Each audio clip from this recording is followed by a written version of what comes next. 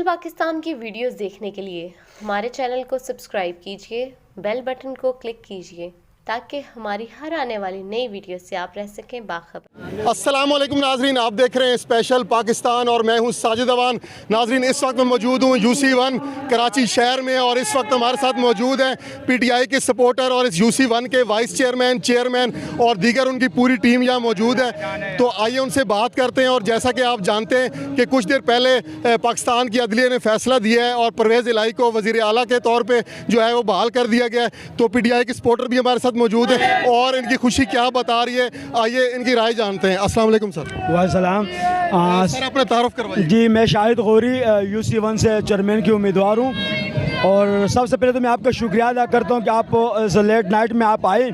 लेकिन यकीनन आज हक और सच की फतह हुई है। जिस तरीके आपने देखा पंजाब के अंदर, क्योंकि जो चोरों को शिकस्त हुई है, क्योंकि ये कुर्सी के ऊपर काबिज़ होकर बैठे थे, ये एक डाकू जो है अब ये इस कुर्सी को छोड़ना नहीं चाह रहे थे। लेकिन अल्हम्दुलिल्लाह आज सुप्रीम कोर्ट ने जो फैसला दिया है ये इनके लिए बहुत इबरतनाक है। अच्छा, ये बताइएगा कि आपको नहीं लगता कि अदलिया ने फैसला बहुत लेट किया है और ये छोटा सा एक फैसला था कि वोट काउंट होने चाहिए या नहीं होने चाहिए, इसमें 2 दिन लग गया, आवाम का टाइम भी ज़ाया हुआ है। लेकिन इस वक्त हम देख रहे हैं कि पूरे कराची में, पाकिस्तान में PTI के जो हैं वो बहुत बड़ी तादाद में सपोर्टर जो हैं वो बाहर निकल आए और खान साहब ने कॉल दिया कल शाम को हम जश्न मनाएंगे। इस बारे में आप क्या कहेंगे? जी, यकीनन ये फैसला बहुत लेट इसलिए हुआ कि आपको पता है कि ये एक माफिया है, ये सियासी पार्टी नहीं है, ये माफिया है।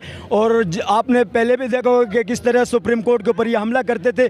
तो हमारी अदलिया, क्योंकि पाकिस्तान तहरीक इंसाफ हमेशा इदारों को मजबूत करना चाहती है और आज़ाद अदलिया चाहती है, लेकिन ये लोग नहीं चाहते, क्योंकि ये वो लोग हैं जो अपने फ़ोन कॉल के ऊपर जो है एक फ़ोन पे अपने फ़ैसले करवाते थे।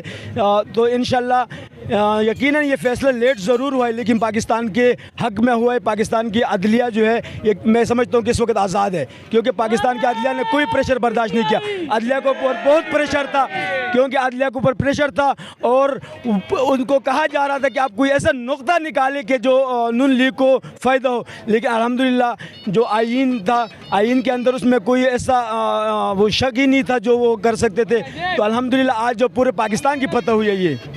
अच्छा, नून लीग वालों कहना है कि PTI वाले अक्सर मिठाई खाने में जल्दी कर देते हैं, तो कहीं ऐसा नहीं है कि अगर अब ये जो फैसला आया है, अगर PTI के जो 25 लोग मुनर्रफ अरकान जो D-सीट हुए थे, कहीं ऐसा तो नहीं होगा कल दोबारा जो है वो बहाल हो जाएं और आप एक दफ़ा फिर आपकी जो खुशियाँ हैं वो मातम में तब्दील हो जाए? देखिए, उस फैसले में और इसमें बहुत फ़र्क है।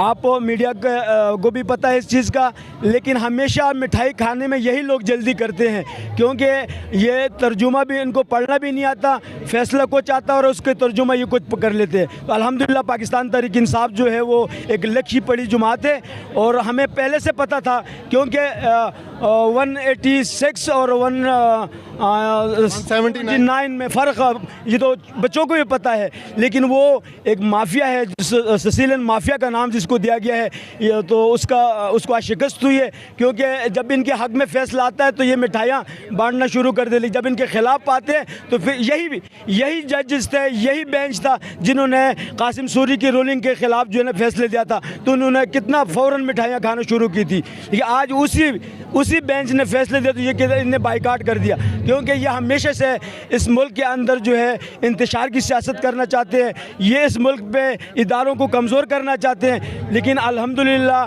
हमें अपने अदलिया पे और अपने इदारों पे पूरा भरोसा है।